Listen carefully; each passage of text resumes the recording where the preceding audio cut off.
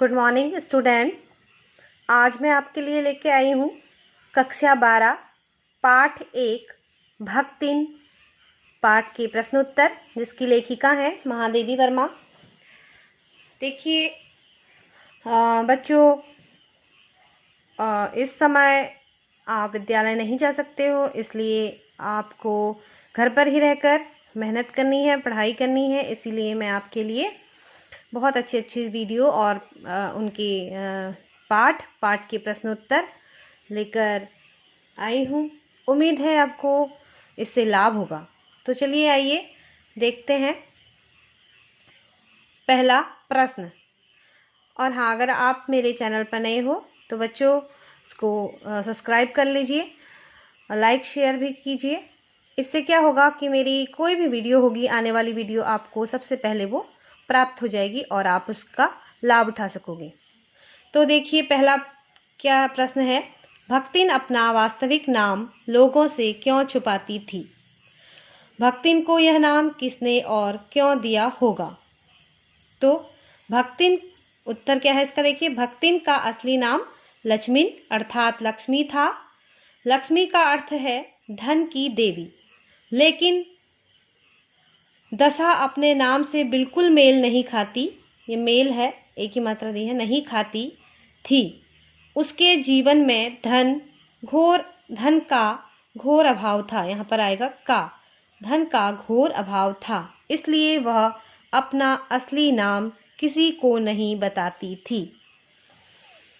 उसे यह नाम शायद उसके पिता ने दिया होगा, क्योंकि हमारे समाज में लड़की का पैदा होना लक्ष्मी यानी कि धन का आना माना जाता है।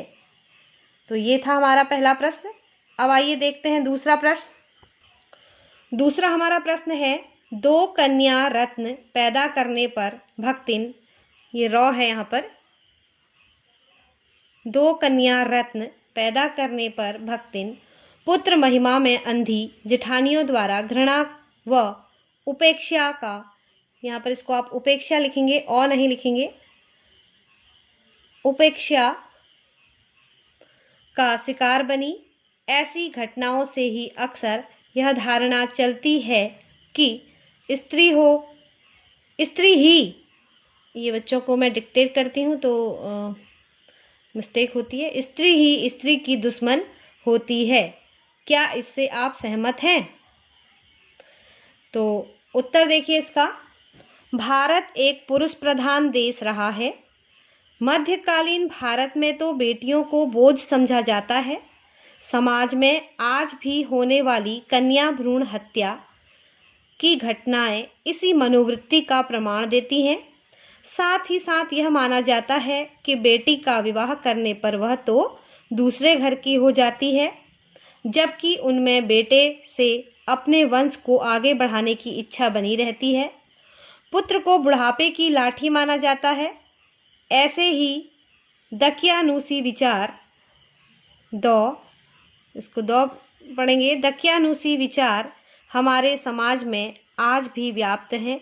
इसी कारण भक्तिन भी पुत्र की महिमा में अंधी जेठानियों की घृणा एवं उपेक्षा की पात्र बनी रही। तो तीसरा प्रश्न देखते हैं, भक्तिन की बेटी पर पंचायत द्वारा जबरन पति थोपा जाना एक दुर्घटना भर नहीं, बल्कि विवाह के संदर्भ में स्त्री के मानवाधिकार, विवाह करें या न करें अथवा किससे करें, इसकी स्वतंत्रता को कुचलते रहने की सदियों से चली आ रही सामाजिक परंपरा का प्रतीक है। कैसे? तो देखिए उत्तर इसका क्या है, भक्तिन की बेटी पर पंचायत ने जबरन पति थोप दिया था। यह कार्य स्त्रियों के मानवाधिकारों के विरुद्ध है। नारी पर प्राचीन काल से ही हर फैसला जबरदस्ती लागू कर दिया जाता है। विवाह जैसे गंभीर निर्णय भी वह अपनी मर्जी से नहीं ले सकती। लड़की को माता पिता की इच्छा से ही विवाह करना पड़ता है, और यदि वह इसका विरोध करती है तो उसे समाज से बाहर निकाल दिया जाता है।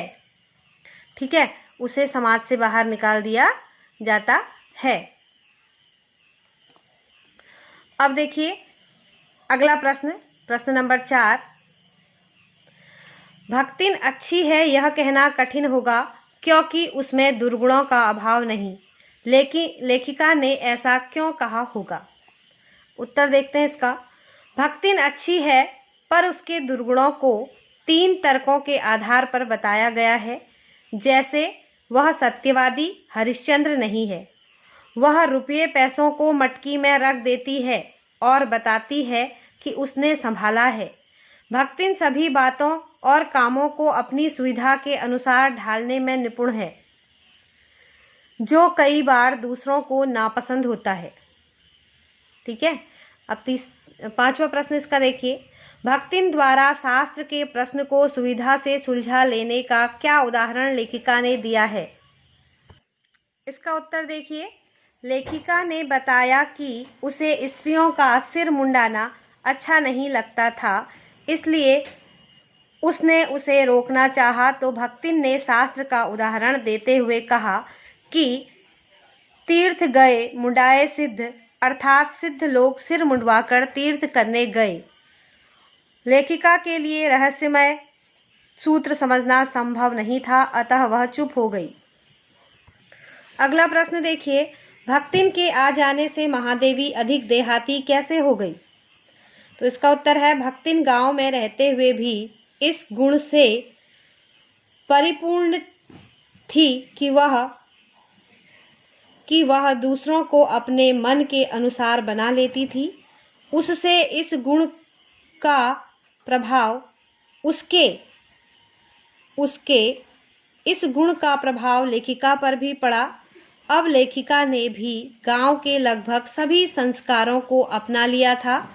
वह भक्तिन द्वारा सब सीख चुकी थी।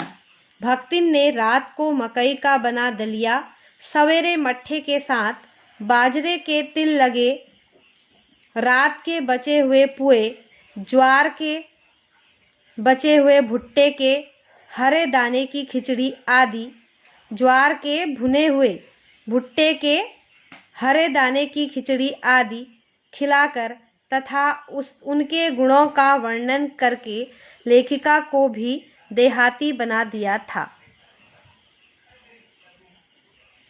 तो बच्चों, ये थे भक्तिन पाठ के प्रश्न उत्तर। तो आप इसी तरह अपनी कॉपी में इनको करेंगे और साफ साफ और स्वच्छ लेख में, और मात्राओं की गलती आप साथ साथ सुधारते रहिए। हिंदी जो है वो हमारी मातृभाषा है, हमारी राष्ट्रभाषा है, हमारी राज्यभाषा है। तो